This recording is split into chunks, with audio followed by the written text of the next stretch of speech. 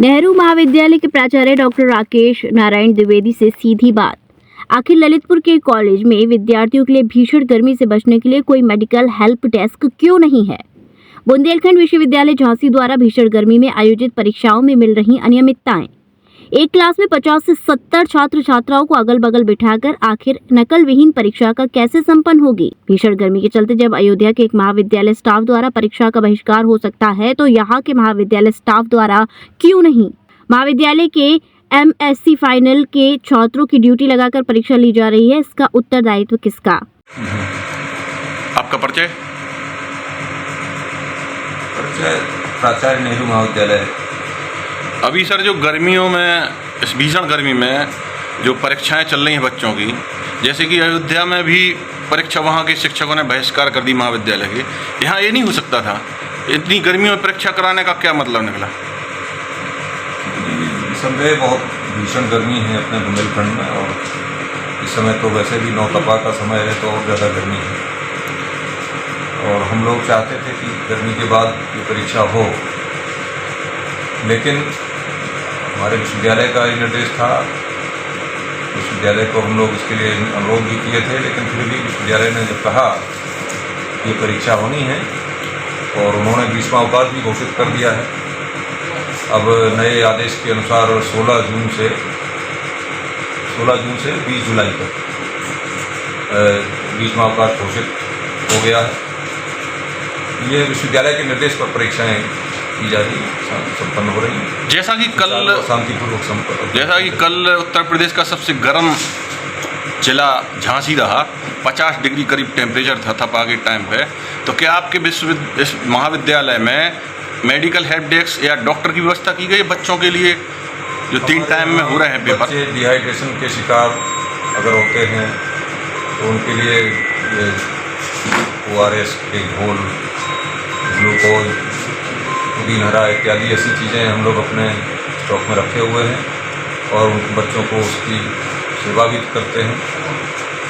अगर कोई बच्चा बीमार होता है, कुछ ऐसा होता है, तो हम लोग दवाई नहीं दे सकते हैं बिना मेडिकल प्रिस्क्रिप्शन के, तो उनको तो हम लोग अस्पताल ही पहुंचाते हैं। और जो अभी आपके यहाँ पे पेपर चल रहे हैं, बच्चों को अगल बगल बैठाया जा रहा है, दूसरी चीज़ यहाँ पे MSc के छात्र ड्यूटी कर रहे हैं, इस पर आप क्या कहना चाहेंगे? हमारे यहाँ कल लगभग 2200 छात्रों की परीक्षा थी। उससे पहले एक दिन और भी इतने ही परीक्षार्थियों की परीक्षा थी।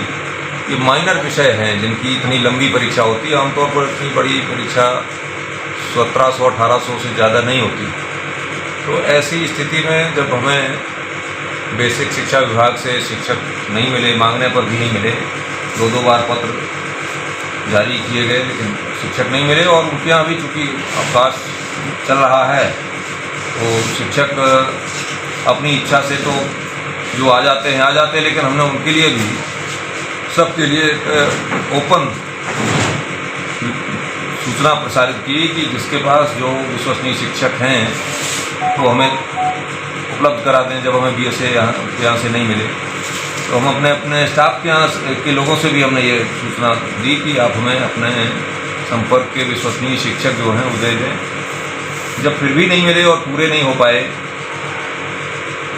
तो फिर हमें हमारे जो प्रोफेशनल डिग्री कोर्स है उसमें जो अंतिम वर्ष के छात्र हैं, छात्राएं हैं, वो क्वालिफाइड लोग हैं और बड़े प्रॉम्प्ट लोग हैं, तो उनसे हमने फिर कल परीक्षा कराई है। अभी कब तक परीक्षा यहाँ पे जारी रहेगी?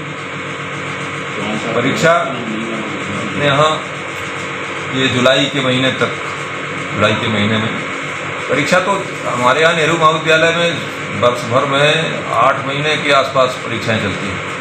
अभी जून में ये परीक्षा है, जुलाई तक है, और इसी बीच जो है राजर्षि टंडन मुक्त विश्वविद्यालय की भी परीक्षा होने जा रही है। हमारे महाविद्यालय में ये पहले से, जब से हम आए उससे पहले से ही परीक्षाओं का दौर बड़ा लंबा चलता है,